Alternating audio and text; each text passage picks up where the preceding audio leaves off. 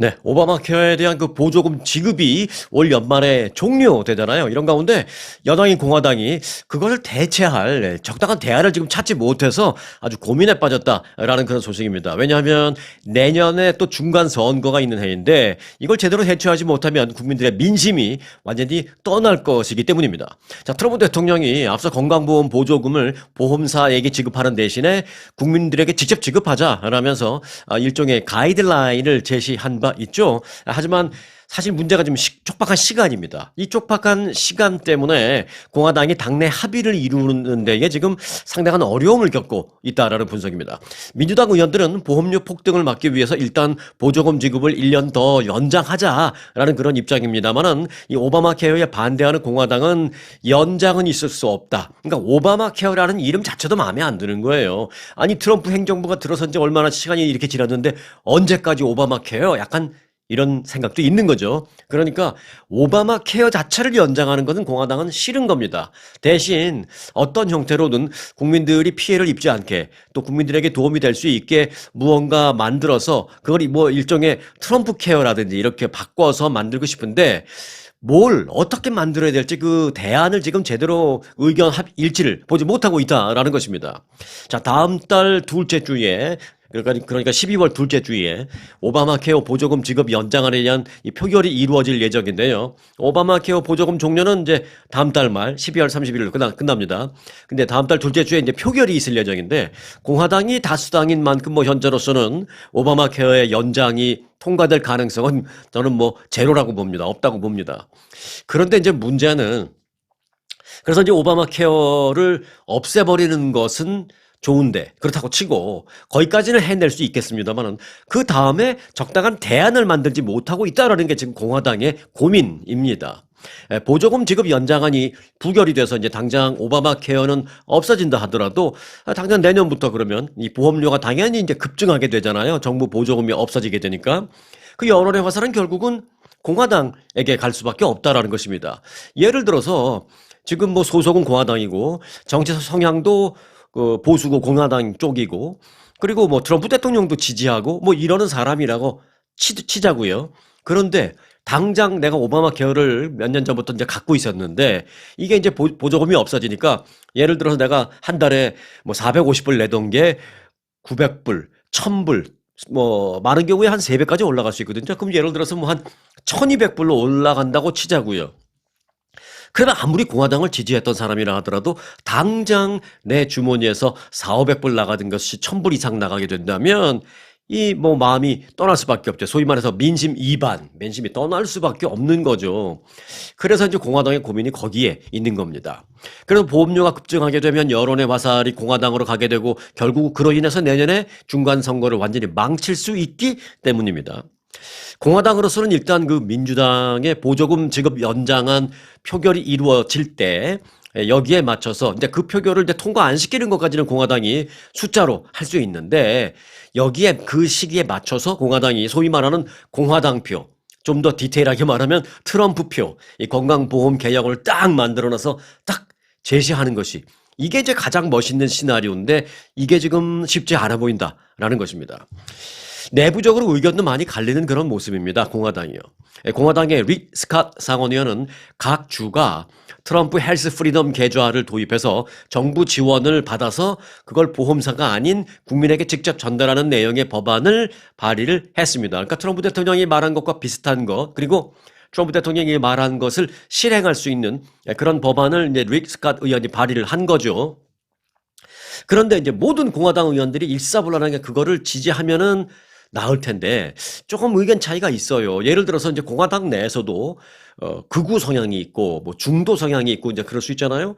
근데 공화당 내에 이 중도 성향의 의원들 그 중도파들과 그리고 이제 민주당과 경쟁이 치열한 그 지역구의 하원 의원들 공화당은 공화당인데 민주당과 너무 치열해요. 내년 선거 때 이렇게 가만히 보면 그러면 내가 어느 정도 그 지역구에 내가 민주당과 치열하다는 건 뭐예요? 지역의 그 민심이 민주당 성향도 꽤 있다라는 거잖아요. 그래서 너무 내가 극공화당으로 가면 내가 내년에 떨어질 것 같은데 예를 들어서 이렇게 생각하는 의원들, 뭐 이런 의원들, 그리고 앞서 말씀드렸던 뭐 중도파 의원들, 이런 의원들의 숫자가 적지 않다라는 것입니다. 그래서 그런 의원들은 공화당이지만 보조금 지급 연장을 1년 더 하는 것 어때요? 민주당 뭐 의견도 좀 들어주는 척 하면서 한 1년 더 연장하는 거 어때요? 이렇게 슬그머니 의견을 제출하고 있는 것입니다. 그러니까 트럼프 대통령이나 아까 릭 스캇 의원들과는 완전히 상충되는 것이죠. 일종의 트럼프 대통령 입장에서 봤을 때는 막 배신자처럼 느껴질 막 그런 모습을 보이는 겁니다. 자, 이와 관련해서 일부 공화당 의원들은 국민들의 보험료를 2배 혹은 3배까지 올라가게 되는 그런 상황을 만들 수는 없다라면서 공화당이 빠른 시간 내에 그러니까 앞으로 한 달 내에 더 나은 확실한 대안을 찾지 못한다면 오바마 케어 보조금 1년 연장에 그냥 동의하는 것이 어떠냐. 오바마 케어를 영원히 가게 하는 것도 아니고 딱 1년만 연장하는 거. 거기 그냥 우리가 동의해서 하는 게 어떠냐. 뭐 이런 말도 공개적으로 하고 있는 공화당 내 일부 그런 의견들도 있습니다. 물론 이런 지금 말씀드린 이런 의견이 다수는 아니고요. 다수는 아니고 뭐 소수 의견입니다. 뭐 극소수까지는 아니어도 다수는 아닙니다. 자, 이에 따라서 여하튼 시간이 많지 않은 관계로 공화당이 일치된 건강보험 개혁안을 지금부터라도 빨리 서둘러 마련을 해야 하는데 사실 이제 지금 시간이라는 게 모든 법을 만드는 게 정말 뭐 2, 3주 안에 되는 것들이 아니잖아요. 준비가 몇 년 동안 리서치가 되어 있고 준비가 되어 있다면 모를까? 그렇지 않은 상황이기 때문에 지금부터 뭐 아무리 서둘러서 법안을 만든다 하더라도 입법화하는 데에는 시간이 오래 걸리기 때문에 당장 그 보험료 폭등을 막을 수는 없다. 그게 팩트다. 그게 현실이다. 이런 진단이 지금 나오고 있습니다. 아무리 공화당이 오늘부터 매일 만나서 머리를 맞대도 12월 30일까지 입법화를 할 수는 없을 것이다. 라는 게 현실성 있는 분석이다라는 것이죠. 결국 한마디로 말하면 결론적으로 말하면 내년부터 이 서민들의 의료비는 적게는 2배, 많게는 3배까지 폭등하는 것을 피하기는 어려워 보인다. 이게 결론입니다. 자, 그렇게 될 경우에는 앞서 말씀드렸던 내년에 그 민심의 이반, 또 공화당에 대한 불만 폭주, 그리고 내년 11월에 있을 중간선거에서의 공화당이 이 역풍을 어떻게 이겨낼 수 있을까 이런 부분 등등등 지금 주목되는 부분이 한두 가지가 아니다. 그리고 당장 서민들의 경우에는 오바마 케어 보조금 중단되면 내년부터는 2배나 많으면 한 2.5배에서 3배까지도 보험료를 더 내야 한다. 그러면 또 어떤 분들은 그 정도의 감당할 능력은 안 되니까 아예 건강보험을 들지 못하는 포기하는 그래서 무보험자가 급격히 늘어나는 그러한 현상도 발생할 수 있는 상당히 어려운 지금 시기에 있다. 라는 게 지금 현재의 현실입니다. 자, 연방 항소법원이요. 이민자 신속 추방 정책. 자, 이민자 신속 추방 정책. 요건 이제 제가 잠시 후에 설명을 드리겠습니다만은 이민자 신속 추방 정책을 미국 전역으로 확대하려던 이 트럼프 행정부의 그 추진 움직임을 제지시켰습니다. 자, 이민자 신속 추방 정책이라는 건 뭐냐면요. 뭐 이민 재판 가고 추방 재판 가고 그런 거 없이 그냥 심사관이 바로 그 자리에서 추방시켜 버리는 겁니다. 자, 워싱턴 DC 연방 항소법원은 지난 8월 국토안보부가 미국 전역의 이민자 가운데 2년 미만 체류했다라고 판단되는 사람들을 신속하게 추방시켜 버리는 정책을 시행하려고 하는데 연방 항소법원이 이 시행을 전국적으로 확대하는 건 안 된다. 시행을 일시 중단시키는 그 판결이 지난 금요일 날 나온 겁니다. 자, 이민자 신속 추방 정책 잠깐만 좀 설명을 좀 드리고 갈 겁니다. 2년 미만 미국에 체류 중인 비시민권자를 재판 없이 바로 국외로 추방시킬 수 있다라는 내용이 골자입니다. 한마디로 표현하면 그겁니다. 대규모 불법 이민자 단속을 진행 중인 트럼프 행정부는 지난 1월에 신속 추방을 시킬 수 있는 그 적용 대상 범위를 국경 인근의 이민자, 그러니까 국경으로 들어오는 사람들 중에서 국경에서 인터뷰하다가 그 자리에서 바로 내보내고 하는 게 지금까지는 그랬었는데 그 사람들뿐만이 아니라 미국 전역으로 넓히는 방안을 추진했었습니다. 그 얘기는 뭐냐? 비행기 타고 내리는 사람도 공항에서 추방시켜버릴 수 있게 만들겠다라는 것입니다. 국경뿐만이 아니라 국경이라고 하면 예를 들어서 뭐 LA 지역의 경우에는 저 밑에 샌디에고에서 멕시코의 국경 뭐 그런 것도 국경이고 뭐 텍사스 쪽에도 멕시코와 국경이 있죠. 뭐 그런 국경 그 국경 검문소에서 잡아서 인터뷰하다가 수상해 추방 돌아가 이렇게는 할 수 있지만 이거를 미국 전역이다라는 거는 뭐 LA 도심지에 있는 공항, 뭐 시카고 도심지에 있는 공항, 뉴욕에 있는 무슨 공항 여기까지도 다 권한을 준다라는 것이죠. 그 얘기는 뭐 공항에서 입국하려는 사람 그 자리에서 추방시킬 수 있게 만들겠다라는 것입니다. 그런데 이걸 연방항소법원에서 스탑 시킨 겁니다. 자, 신속 추방 정책, expedited removal이라고 하는데요. 이 정책이 뭔지 잠깐만 좀 설명을 드리면 조금 더 이제 뉴스를 듣고 그러시는데 좀 이해가 더 빠르시고 좀 와 닿으실 겁니다. 자, 신속 추방 정책이란 미국 입국 시에 유효한 비자나 유효한 여권 등 일종의 그 이민 관련 서류가 없이 들어왔거나 또는 들어올 때 그런 비자나 뭐 여권은 있지만 허위 진술을 했거나 서류 위조를 한 것이 의심되는 경우에, 그러니까 이게 확인되는 경우가 아니라 그냥 이민심사관이 심사하다가 이거 좀 의심스러워. 그러면 그 심사관 권한으로 추방시킬 수 있다는 것입니다. 그러니까 이게 무서운 거예요. 약간 이거 의심스러워. 그럼 잠깐 저쪽으로 와보세요. 그러니까 이걸 확인하고 뭐 그러는 게 아니라 그냥 의심스러우면 추방할 수 있다라는 것입니다. 즉 판사나 이민법원 없이 입국심사관이나 이민단속국 요원 즉 아이스 요원만의 그 결심 그 판단만으로 바로 추방 결정이 가능한 게 바로 이제 신속 추방 정책이라는 것입니다. 자, 그럼 대상자는 어떤 사람들이냐? 국경 또는 심지어 앞서 말씀드렸죠 공항 등 이런 입국 지점에서 비자, 여권 등 서류 없는 사람 또는 입국 시 거짓말하는 사람 또 위조된 서류를 갖고 입국한 사람 뭔가 의심스러운 서류를 갖고 들어온 사람 다 해당이 됩니다. 자, 그리고 신속 추방 대상에서 예외가 되는 사람이 있습니다. 이것도 중요하죠. 미국 시민권자 일단 신속 추방은 못 시킵니다. 그리고 영주권자 역시 그 자리에서 신속 추방은 못 시킵니다. 즉 입국 시 서류를 제대로 갖추지 못하긴 했지만 추후 제대로 서류를 증빙할 수 있는 시민권자나 영주권자는 뭐 잠깐 구금했다가 뭐 이민재판으로 넘기고 뭐 이렇게는 할 수 있지만 그 자리에서 신속하게 추방은 못 시킨다라는 것입니다. 그리고 또 다른 예외 대상은 뭐냐면 난민이나 또는 망명 의사를 밝힌 사람. 나 미국에 망명하겠습니다. 내가 여기서 추방당하면 고국에 돌아가서 나는 모진 고문을 당할 수밖에 없는 상황입니다. 나 망명하겠습니다라고 망명 의사를 밝힌 사람도 바로 추방할 수는 없다라는 것입니다. 그리고 또 하나 이제 미국에 2년 이상 체류한 사람입니다. 불법 체류자로 한 5, 6년 살았어요. 그냥 나갔다 들어오다 이제 문제가 생긴 거예요. 그런데 분명히 신분 자체는 여러 가지로 의심스럽고 추방시킬 만한 사람인데 미국에 산 지 한 5년 됐네, 한 10년 됐네. 그러면 이 사람도 역시 바로 신속하게 그 자리에서 추방은 못 시킨다라는 것이죠. 최소한 이민법원으로 보낼 수는 있다라는 것입니다. 자, 어찌됐든 이런 그 신속 추방 정책을 전국으로 확대하려 했던 것, 즉 모든 전국의 공항에도 이걸 도입하려고 했던 그것 자체는 좀 중단된 겁니다, 이번에. 국토안보부는 그런데 이번 그 연방항소법원의 이렇게 중단 판결에 대해서 지난 주말 동안에 무슨 별도의 입장을 따로 내놓지는 않았습니다. 이에 따라서 일단 그 이민자 신속 추방이라는 정책이 전국으로 즉 각 공항으로 확대되는 것은 중단될 전망입니다. 자, 트럼프 대통령과 조란 맘다니 뉴욕시장 당선인이 지난 주말에 백악관에서 만났죠. 예상을 깨고 서로가 덕담을 주고받으면서 최소한 겉으로 보기에는 분위기가 뭐 괜찮아 보였습니다. 일단 네. 트럼프 대통령과 최근 그 예상 밖의 화기애애한 모습을 연출한 조란 맘다니 당선인이 뉴욕시를 위해서 협력은 하겠지만 트럼프 대통령은 여전히 파시스트로 나는 생각한다 이렇게 말을 했습니다. 만나고 난 다음에 나와서 여전히 그렇게 말했습니다.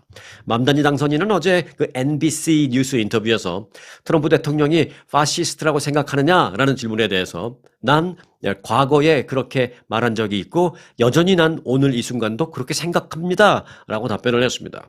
그는 트럼프 대통령이 민주주의에 위협이 된다고 생각하느냐라는 질문에도 나는 내가 과거에 말한 모든 것들을 계속해서 일관된 입장으로 갖고 있는 사람입니다. 뭐 이렇게 말했습니다. 그러면서 난 우리가 의견 차이가 있는 부분을 피하려 하지 않으면서 무엇이 우리를 한 테이블로 모이게 하는지 이해하는 게 정치에서 중요하다라고 생각한다라고 말했습니다. 그러니까 의견이 다르고 신념과 소신이 다르다고 해서 무조건 피하는 게 상책이 아니라 그럼에도 불구하고 만나서 뭐 민생을 위해서 뭐가 좋은지를 논의하고 하는 게 그게 난 정치라고 생각한다. 뭐 이렇게 말을 했습니다.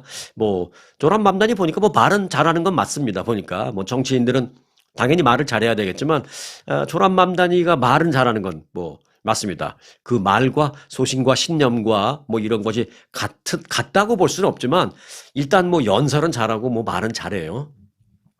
자, 맘다니 당선인은 트럼프 대통령으로부터 뉴욕시에 군병력을 보내지 않겠다라는 어떤 확약을 이번 만남을 통해서 받았습니까? 라는 질문에 대해서는 나는 뉴욕시를 미국의 다른 곳과 구분 짓는 점이 하나 있는데 그것은 NYPD다라고 말했습니다. 즉 뉴욕시는 NYPD, 뉴욕 경찰국이 안전을 책임지고 공공 안전을 보장할 것으로 나는 믿는다. 그것이 뉴욕과 다른 시의 차이다 이렇게 말했습니다. 그러니까 그 얘기는 뭐예요? 뉴욕시를 시카고 경찰이 와서 해주는 게 아니다. 뭐 그 얘기예요. 그러니까 군병력 안 보낼 것으로 나는 생각합니다. 뭐 그 얘기죠. 네.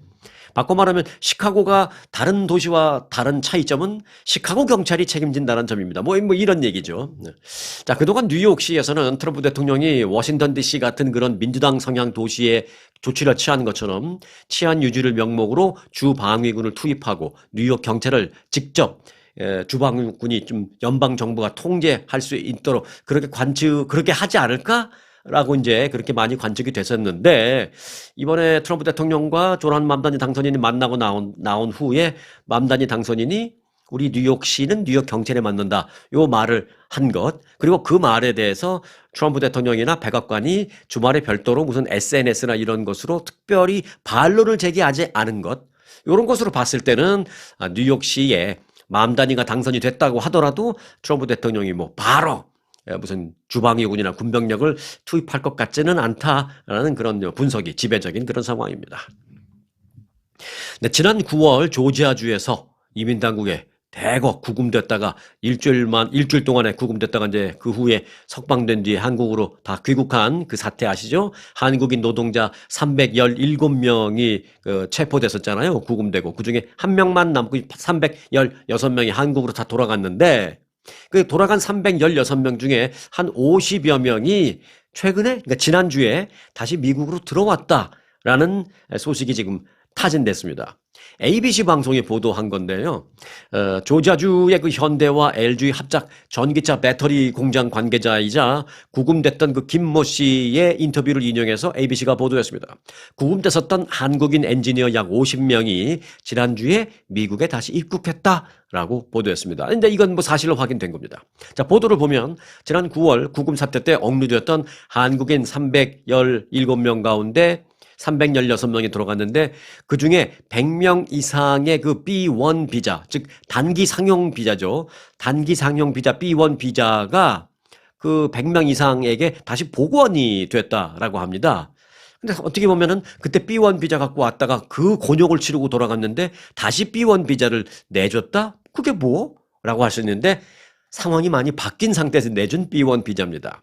자, 한국인 노동자들을 대리하는 그 변호사는 모든 B1 비자 소지자들, 그러니까 지금 새로 발급받은 B1 비자를 갖고 있는 사람들은 재신청 없이 비자를 다 복원받았는데 문제는 이것은 노동자들이 구금 사태 당시에 미국적으로 합법적으로 체류하고 있었다라는 것을 미국이 인정하고 다시 B1 비자를 복원시켜줬다라는 겁니다.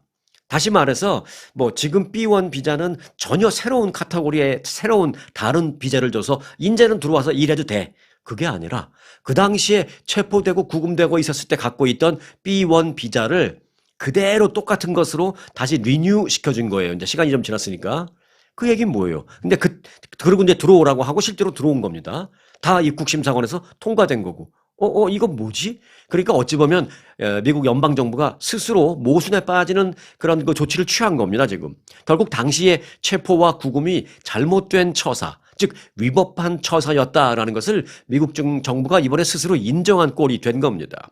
국무부는 개별 비자에 대한 세부 사항에 대해서 뭐 언급을 하진 않았습니다만은 우리가 말하고자 하는 것은 특별한 기술을 가진 외국인 노동자들이, 여기서 말하는 건 이제 결국은 이제 한국인 노동자들이죠. 그들이 미국에 단기간에 와서 미국 노동자들을 교육한 뒤에 본국으로 돌아가는 것이다 라고 밝혔습니다. 이 얘기는 와서 단기간 동안 미국 노동자들을 교육시키는 그 기간 동안에는 교육시키고 일하고 하는 것을 우리는 합법으로 인정하겠다. 그리고서는 돌아가라. 이 얘기예요. 근데 또 이걸 하나만 더 안으로 들어가 보면 똑같은 비자를 갖고 지난번에 체포되고 족쇄차고 수갑차고 질질 끌려가고 일주일 동안 구금되고 했던 건 결국은 자가당착에 빠지는 거죠. 미국 정부가.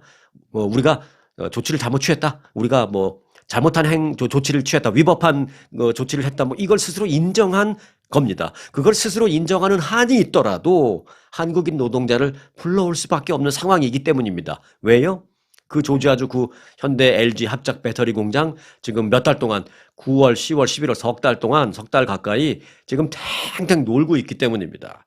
그 공장이 놀고 있으니까 앞으로 그 공장의 미래도 없고 또 공장이 한국인들이 없으니까 공장이 노니까 주변에 수천 명의 현지 미국인 근로자들도 출근도 못하고 있고 이러니까 결국 자가당착에 빠지는 그런 조치를 취했다는 걸 인정할 수밖에 없음에도 불구하고 그들을 다시 불러들인 겁니다. 그중에서 이제 50여 명이 온 거예요. 제 생각에는 아무도 안 올 줄 알았는데 그래도 50명 왔습니다. 네. 미국 정부가 겉으로는 멋있게 얘기했습니다만 와서 교육을 시키고 단기간에 교육을 시키고 돌아가면 된다 이렇게 멋있게 말을 했습니다만은 결국 그렇게 잡아가두고 쫓아내다시피 한 그 한국인들에게 다시 비자를 내주고 그 비자를 갖고 다시 들어오게 만든 것은 한국인들이 두려워해서 난 안 간다고. 아니 그때도 B1 비자 갖고 그렇게 곤혹을 치렀는데 또 B1 비자? 아우 나 안 가요. 다들 그러니까 이번에는 미국 정부가 확실하게 해준 겁니다. 이 B1 비자 갖고 들어와서 그 일 해도 됩니다라고. 그래서 이제 사실상 미국 정부가 자신들의 그 위법한 처사를 스스로 인정하면서까지 기술자들을 들어오게 만들어 준 것입니다. 이에 따라서 이 한국인들이 계획하고 있던 피해배상 소송, 이 소송이 훨씬 수월하게 진행될 전망입니다. 이미 소송의 대상이 될 국토안보부가 될지 뭐 이민단속국 아이스가 될지 모르겠습니다만은 대상이 이미 위법한 걸 인정한 거나 마찬가지이기 때문입니다. 실제로 지난 9월 구금됐던 한국인 노동자 가운데 약 200명은요. 이민단속국을 상대로 과도한 무력 행사, 또 인종차별, 인권 침해, 불법 체포 등등과 관련해서 소송을 제기할 방침을 이미 천명하고 지금 전문 변호인단과 함께 소송 준비에 들어간 것으로 알려졌습니다. 과연 소송 과정이 얼마나 오래 걸릴지 아니면이 아니라 오래 걸릴지 얼마나 오래 걸릴지 또 아니면 빨리 끝났지 저는 이 소송 과정도 굉장히 궁금하고요. 질질 시간이 끝나고 나서 결국 트럼프 정권 끝난 다음까지도 그냥 소송을 넘겨버리는 그런 과정을 취할지 미국의 사법부가 아니면 뭐 그런 과정을 차치하고서라도 이제 언젠간 결론이 날 텐데 그 결론으로 만일 피해가 인정이 된다면 과연 보상으로 1인당 얼마를 피해 보상금을 줘라라고 그 얼마의 액수가 나올지 저는 굉장히 궁금하고 주목됩니다. 이게 미국의 그 피해 보상, 인권 침해나 이런 거에 대한 피해 보상은 잘 아시죠? 1, 2만 불, 1, 20만 불로 끝나지 않는다는 거. 어찌 보면 이 사람들 일주일 구치소에서, 구금소에서 곤혹을 치르고 돌아갔다 다시 왔는데 소송에서 만약에 이기게 되면 제가 볼 땐 몇백만 불 피해 보상 받을 수 있다라고 저는 생각합니다. 1인당. 자, 그러면 이게 뭐 잘된 걸까요? 아닐지 모르겠습니다만 여하튼 아주 흥미롭게 저는 이 소송 결과를 지켜보겠습니다. 소송이 시작되면 시작될 때 그리고 이제 요청을 하겠죠. 피해 보상을 뭐 몇억 달러 막 이렇게 요청할 겁니다. 그러면 이제 절충을 하겠지만 그럼 얼마의 피해 보상을 요구할지 있어요. 한국인들이. 그리고 이제 그게 재판은 어떻게 진행될지 바로바로 이제 나오는 대로 여러분들에게 전해드릴 테니까 구독 안 하시는 분들 있으시면 구독 눌러 놓으시고 함께 하시기 바라겠습니다. 자, 구글의 자율주행 택시 서비스 웨이모. 저도 뭐 얼마 전에 LA 그 코리아타운에서 한번 타봤는데요. 좀 신기하고 재밌었습니다. 이 웨이모의 캘리포니아 내 그 자율주행 허가 지역이 크게 늘었습니다. 캘리포니아주 DMV 홈페이지를 보면 캘리포니아주는 샌프란시스코와 실리콘밸리 여기는 뭐 제일 먼저 일찌감치 시작했고요. 그리고 이제 LA의 뭐 일부 지역에만 허가됐던 근데 그 일부 지역에 코리아타운이 들어가 있어요, 지금. 그 웨이모의 그 자율주행 대상 지역을 확대했는데 예를 들어서 캘리포니아 주의 캐피털 시티 주도인 그 세크라멘토도 이제 웨이모 주행 허가 지역이 돼 있고요. 그 북부까지 포함하는 이제 베이 지역 전역을 다 허가 지역으로 포함을 시켰습니다.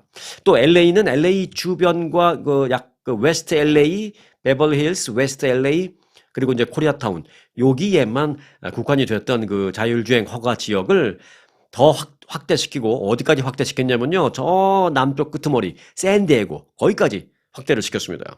자, 웨이모, 구글이 운영하는 자율주행 택시 회사죠. 웨이모는 운전자가 없는 자율주행 차량을 테스트 목적으로 24시간 지금 말씀드린 그 지역에서 운영을 계속 할 수 있고요. 앞으로 또 기상 상황에 따른 제한이나 별도의 속도 제한도 없이 운행할 수 있다라는 것입니다. 다만 이제 이들 지역에서 유상 운송 서비스, 즉 유료, 돈을 받고 하는 운송 서비스를 지금 하고 있는데 말고 이제 새로 추가된 곳에 돈을 받는 그런 그 영리 목적의 운영을 하려면 주 공공사업위원회에서 이제 별도의 운행 허가를 추가적으로 받아야 된다고 하는데 아마 금방 받을 거라고 생각을 합니다. 웨이모 측은 골든 스테이트, 즉 캘리포니아에서 다음 목적지는 샌디에고로 이제 확대하는 것이다. 그러면서 내년 중반 전에 샌디에고까지 완전히 서비스가 확대될 것이다라고 말했습니다. 자, 앞서 웨이모는 지금 말씀드린 그런 캘리포니아의 이쪽 지역 외에도 마이애미, 또 텍사스의 휴스턴과 달라스, 또 샌앤토니오, 그리고 저쪽 플로리다주의 올랜도 등등에서 이제 운행을 지금 이미 시작하고 있고요. 저도 타봤는데 생각보다 편안하고 안전하다라는 느낌도 좀 많이 받았습니다. 그리고 이제 샌프란시스코, 로스앤젤레스는 당연합니다만 이제 애리조나주 피닉스 이 세 군데, 샌프란시스코, LA 그리고 애리조나주 피닉스 이 세 군데에서는요 일반 그 로컬 도로 외에 프리웨이도 올라가서 달릴 수 있는 허가까지도 받았다라는 것입니다. 자, 샌프란시스코 지역 신문인 샌프란시스코 크로니클은 이번 자율주행 허가 지역 확대가 주 역사상 최대 규모다라고 지적을 하면서 북가주에서 오랫동안 제한된 대중교통 옵션으로 어려움을 겪어온 그 지역의 그 많은 사람들에게 이동 패턴에 큰 혁신을 일으킬 것이다라고 평가를 했습니다. 뭐 사실 그렇습니다. 저도 아주 가까운 거리인데 거기까지 이제 우버하고 웨이모하고 이렇게 가격을 비교해 봤더니 뭐 거의 같더라고요. 뭐 몇십 센트 차이가 안 났어요. 근데 우버는 이제 운전자가 있는 거고 웨이모는 없는 것인데 제가 일부러 이제 운전자가 없는 웨이모를 이제 선택해서 가격도 같고 그래서 해봤더니 아주 뭐 큰 그 위험하다 뭐 이런 생각은 별로 들지 않게 잘 안전하게 뭐 정확하게 딱 내려주더라고요. 그랬던 기억이 납니다. 특히 이제 어떤 사람들이 좋아하냐면요. 이 지역을 확대한다고 또 북쪽으로도 많이 확대한다고 하니까 누가 제일 좋아하냐면 북가주 그 나파밸리 인근에 있는 그 와인 테이스팅 하는 그 업소의 업주들이 그렇게 좋아한다라고 합니다. 왜? 와인 테이스팅 하러 가는데 차 몰고 갔다가 와인 테이스팅 몇 잔 하면 다시 차 몰고 오면 그 음주운전이잖아요. 저도 항상 그 문제를 그 생각을 했었어요. 그게 야 와인 테이스팅 하는 거기서는 이거 음주운전 하라고 대놓고 하는 건가? 좀 앞뒤가 좀 맞지 않는다라는 생각을 했었는데 자기 숙소에서 웨이모 타고 가서 뭐 와인 테이스팅 실컷 하고 또 웨이모 타고 갈 수 있고 그러니까 그 와인 테이스팅 하는 그 와이너리 사람들이 그렇게 좋아한다라고 합니다. 그리고 이제 거기 더 좋아하는 건 거기에 업주도 업주지만 거기에서 일을 하는 직장인들, 그 와이너리에서 일하는 근로자들이 그렇게 좋아한대요. 왜? 일 자체가 가끔 자기가 시음도 해봐야 되고 그러잖아요. 거기서 일을 하려면. 근데 이거 끝나고 나면 이제 이게 술이 취한 거예요. 뭐 취했다기보다는 이제 수치적으로 보면 뭐 걸리면 걸릴 정도의 수치가 될 수도 있는 거죠. 그래서 그 사람들이 늘 고민거리가 그거였는데 이제 웨이모 타고 다닐 수 있네? 이제 이렇게 된다라는 것이죠. 자, 웨이모의 경쟁사들도 있죠. 그 아마존의 자율주행 택시는 죽스라고 합니다. Goox. 죽스는 현재 라스베가스 도심과 샌프란시스코 일부 지역에서 서비스를 하고 있습니다. 그리고 테슬라도 있죠. 테슬라는 그 로봇 택시라고 하는데 테슬라는 그 텍사스주 오스틴과 샌프란시스코 일부 지역에서 하고 있는데 여기서 제가 봤을 때 가장 그 기술적으로 지금 제일 처져 있는 게 테슬라의 로봇 택시입니다. 테슬라의 로봇 택시는 지금 주정부로부터 허가를 어떻게 받았냐면 조건부 운행 허가를 받았어요. 뭐냐? 로봇 택시지만 우리가 너희 기술을 100% 신뢰할 수 없기 때문에 운전을 하지 않더라도 운전석에 안전 감시 요원이라고 해서 항상 사람은 하나 앉혀놔라. 여차하면 직접 운전을 할 수 있게. 그렇지 않고 완전히 사람이 아무도 없는 그런 자율주행 택시는 테슬라에게는 허용 안 해. 주정부 지금 그렇게 되어 있습니다. 웨이모는 완전히 아무도 없어요. 네. 그게 이제 테슬라가 이제 기술적으로는 세계 경쟁 회사 가운데 좀 제일 처지지 않나. 어찌 보면 제일 먼저 시작했는데 지금은 좀 밀려 있는 그런 상황이다라는 것입니다. 네, 미국에서 그 보수적인 성향의 젊은 여성들이 기존의 경력 우선 이후에 그리고 육아, 그러니까 내가 일 먼저 한다. 그 아이는 나중에 난다. 아이를 낳으면 그동안의 공백 기간에 내 경력이 단절되니까 난 그거 용납 못해. 이런 게 이제 보수 성향의 여성들이었는데 지금 이게 바뀌었다라는 것입니다. 아이를 낳는 보수 성향의 젊은 여성들이 급증하기 시작했다라는 것입니다. 보수 성향의 미국 여성들이 모든 것은 때와 기한이 있다라는 성경 그 전도서의 3장 1절을 이렇게 차용을 해갖고 와서 모든 것은 때와 기한이 있다 뭐 이걸 차용해서 시즌이라는 어떤 단어를 유행어처럼 이제 자기들끼리 얘기하면서 그런 시즌이라는 개념을 그러니까 모든 것이 다 때가 있다라는 개념을 결국은 자신들의 삶의 우선순위를 재정립하는 어떤 가치관의 토대로 지금 삼고 있다라는 것입니다. 보수 성향의 사람들이 이제 대부분 그 보수 정통 기독교를 많이 따르잖아요. 그래서 이제 그 성경 구절을 하나 차용해서 그걸 따르고 있는 것입니다. 아이를 낳는 것도 모든 것은 다 때가 있다는데 근데 사실 또 바꿔보면 일도 모든 것은 때가 있다. 그 일도 거기다 적용하면 적용이 될 텐데 여하튼 이제 아이 낳는 것을 그 때라고 이제 봅니다. 자, 인생은 출산과 육아를 통해서 가족을 꾸리는 그 시즌과 또 직업적으로 개인이 발전하는 그런 시즌으로 나뉘는데 이 보수 성향의 여성들이 그 경력을 뭐 단절되는 걸 좀 피하고 또 나이에 출산과 육아 뭐 이런 것을 비교를 하면서 이렇게 많이 고민을 하다가 요즘에는 경력 단절이 조금 되는 한이 있더라도 출산과 육아 요거야말로 때가 있는 거다. 그러니까 뭐 그렇죠. 아이를 뭐 아무 때나 낳을 수 있는 건 아니잖아요. 가능하면 뭐 젊었을 때 낳으면 좋고 또 시간이 지나다 또 아이 낳을 수 있는 그 퍼센테지 확률 같은 것도 떨어질 수도 있고 또 아이를 좀 더 건강하게 낳기 위해서는 좀 더 젊었을 때 낳고 싶기도 하고 뭐 그래서 이제 모든 건 다 때가 있다라는 것에 대해서 그 때를 아이를 낳고 키우는 출산과 육아에 갖다 맞춰서 거기다 집중하고 있다는 것입니다. 젊은 보수적인 여성들이 기존의 단절에서 벗어나서 가족 중심의 새로운 우선순위를 지금 설정하기 시작했다. 그런 변화를 시작했다는 것입니다. 이런 그 변화적인 움직임은 전업주부와 커리어 우먼 사이에 새로운 절충점을 제시한 것으로 평가됩니다. 커리어 우먼을 조금 양보하더라도 전업주부가 되는 한이 있더라도 나는 이쪽을 선택할 거야. 이제 그런 분위기가 많이 일고 있다는 것입니다. 이 오클라호마 대학 연구팀에 따르면요. 지난 15년 동안 18세에서 35세 사이에 미국 여성들 사이에서 이념에 따른 출산율의 격차가 크게 달라진 것으로 나타났습니다. 자, 지난해 기준으로 봤을 때 보수 성향의 여성 중에서 자녀가 없는 경우는 40%에 불과했습니다. 그런데 진보 성향의 여성은 자녀가 없는 경우가 75%였습니다. 거의 2배 차이 나죠. 네. 이 같은 격차는 2010년도에는 그 차이가 한 5%밖에 차이 안 났는데 지금은 뭐 35%포인트 차이가 나듯이 이 격차가 크게 벌어진 겁니다. 진보 성향이 맞벌이 무자녀를 이제 많이 결정하고 또 보수 성향이 내가 일을 안 하더라도 출산과 육아를 더 선택하는 경우가 많이 늘어나고 이제 이런 건데 진보 성향 여성들이 맞벌이하고 무자녀를 이렇게 선택하고 있는 그런 것은 일종의 그 진보 성향의 사람들은 그런 걸 선택의 영역으로 보는 거죠. 선택. 내가 이걸 선택할 수도 있고 저걸 선택할 수도 있어.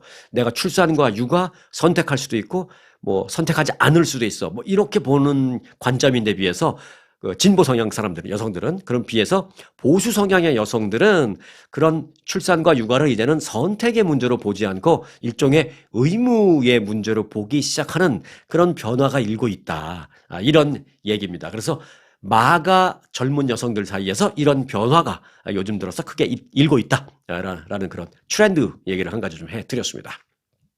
네, 트럼프 대통령의 2기 행정부 출범과 함께 연방정부 구조조정을 위해서 출범한 정부 효율부라고 있죠. 도지. 이게 이제 도지 코인하고 스펠링이 같은데 그 도지가 활동 종료 시한이 내년 7월인데요. 내년 7월을 8개월 넘게 남겨놓고 있는 지금 상황에서 사실 일찌감치 슬그머니 이미 없어져 버렸습니다. 해산됐습니다. 근데 해산된 게 뉴스화되지도 않고 공식적으로 발표되지도 않았습니다.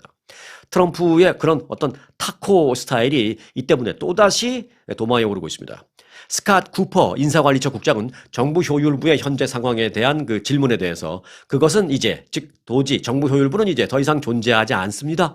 라고 이미 지난 주말에 답변을 했습니다. 그러니까 지금 상황으로 정부 효율부는 이미 없는 거고 그럼 언제 없어졌습니까? 이것도 적당한 대답을 아직 정확한 대답을 하지 않고 있는 상황입니다. 그러니까 없어진 지 하루 이틀 됐을 수도 있고 없어진 지 한 달이 넘었을 수도 있다라는 것이죠. 트럼프 행정부 관계자가 정부 효율부 활동 종료를 처음으로 공식적으로 인정한 셈입니다. 쿠퍼 국장은 아울러 연방정부 전반의 채용 동결도 사실상 종료됐다라면서, 그러니까 채용 동결이 종료됐다라는 것이니까 이제 채용이 다시 시작될 수도 있다라는 것입니다. 그러면서 더 이상 정부 공무원 그 감축 목표는 없다라고 말했습니다. 이제 다시 뽑을 수도 있는 모양이에요. 트럼프 대통령은 취임 직후 이민법 집행이나 치안 등 반드시 필요하다라고 생각되는 그 분야 외에는 연방기관의 신규 채용을 원칙적으로 금지한 바 있습니다. 그러니까 취임 직후니까 1월 말에 그랬는데 지금 이제 11월 말인데 한 10달 만에 이미 다 지금 원상복귀 다 원래대로 다 돌아가 버린 거예요. 지금 뭐 다시 채용해도 되고 막 그렇게 된 겁니다. 불과 10달 만에. 일론 머스크는 정부 효율부가 1,750억 달러의 연방 예산을 절약했다라고 큰소리치고 있지만 전문가들은 그 활동 내역에 대한 세부 자료가 공개된 적도 없다라면서 그의 주장을 검증할 수 있는 게 아무것도 없다. 본인도 자신의 주장을 어떤 검증하는 노력도 전혀 하지 않고 그렇게 말하고 있다라고 얘기하고 있습니다. 정부 효율부가 수행을 하던 기능이 물론 이제 여러 가지가 있는데요. 그중 대부분은 현재 인사관리처가 흡수한 상태입니다. 그리고 정부 효율부의 그 일하던 사람들 구성원 상당수도 이미 인사관리처 뭐 국무부 어디 뭐 다른 뭐 노동부 이런 데로 다 가서 다른 데 가서 지금 일하고 있는 것으로 알려졌습니다. 감세 법안 등 여러 가지 문제에 대해서 의견 차이를 보이면서 첨예한 갈등을 표출했던 트럼프 대통령과 일론 머스크가 최근 그 백악관 초청 만찬에 머스크가 가서 같이 만나고 악수하고 트럼프 대통령이 등 두들기고 뭐 이런 모습도 보였잖아요. 그러면서 이제 관계 회복에 시동을 거는 그런 모습입니다. 이런 분위기 변화가 정부 효율부의 폐지와 연관이 있는 건지는 뭐 알려지지 않았습니다만은 타이밍상으로는 정부 효율부가 사실상 없어지는 그런 상황과 일론 머스크와 트럼프가 다시 가까워지는 그런 상황이 좀 맞물려 있는 듯한 그런 걸 우리가 알 수 있습니다. 정부 효율부에서 이제 정부 효율부가 없어지고 일론 머스크도 더 이상 정부에 관여할 일이 없어지니까 이제 둘이 만나서 좀 으르렁 될 일이 좀 없나 봐요. 그래서 다시 관계가 복원되는 그런 모습입니다. 정부를 효율적으로 운영하겠다라면서 출범한 정부 효율부가 소리 소문도 없이 없어진 것은 이미 뭐 효율성을 달성했기 때문인지 아니면 정부 효율부 그 자체가 또 하나의 정부 부처가 됨으로써 스스로 모순에 빠진 그런 상황이 아니었던지 뭐 이제는 알 길이 없습니다. 효율부가 소리 소문 없이 사라져버렸기 때문입니다. 자, 그래도 이 한나라의 연방정부 부처였는데요. 이렇게 소리 소문 없이 없어져도 되는 건지 모르겠습니다. 국방부가 전쟁부로 이름을 바꾼다라고 하는 것도 뭐 바뀌는 건 아무것도 없이 그냥 딱 명칭 하나만 바꾸는데도 그렇게 떠들썩하게 공표되고 했었고 또 연방교육부는 실제로 이제 폐지되잖아요. 그래서 폐지된다. 이 기능은 어디로 간다. 지난주부터 뉴스가 엄청 나왔습니다. 그런 내용들도 다 크게 뉴스화되고는 했었는데 왜 정부 효율부 없어지는 건 이렇게 소리 소문 없이 없어지는 건지 매우 궁금하고 매우 주목됩니다. 물론 정부 효율부 그 자체가 다른 무슨 연방교육부나 뭐 이런 것처럼 영속적인 게 아니라 정부 효율부 자체가 이제 시한부였기 때문에 뭐 없어지는 게 어찌 보면 이상한 건 아닙니다만은 그래도 출범할 때는 온 나라가 다 알도록 떠들썩하게 그렇게 출범을 했는데 문 닫을 때는 이렇게 아무도 모르게 조용하게 소리 소문 없이 조용하게 문 닫는 거. 뭐 이건 좀 이상하다라는 생각을 갖게 됩니다. 자, 이상한 게 왜 무슨 이유가 있었는지 또 나오면 또 여러분들에게 전해드릴 것을 약속드리고요. 자, 오늘 하루 또 편안한 하루 되시기 바라겠습니다. 오늘 영상 여기서 마치겠습니다. 아주 특별한 아주 즐거운 아주 기분이 좋은 아주 편안한 아주 행복한 아주 추억의 남을 같은 코스 같은 일정이라도 추억은 차이가 납니다. 고객 만족도 1등 아주 투어. 내 인생 최고의 순간 1등 여행 아주 좋은 아주 투어 아주 좋은 213-388-4000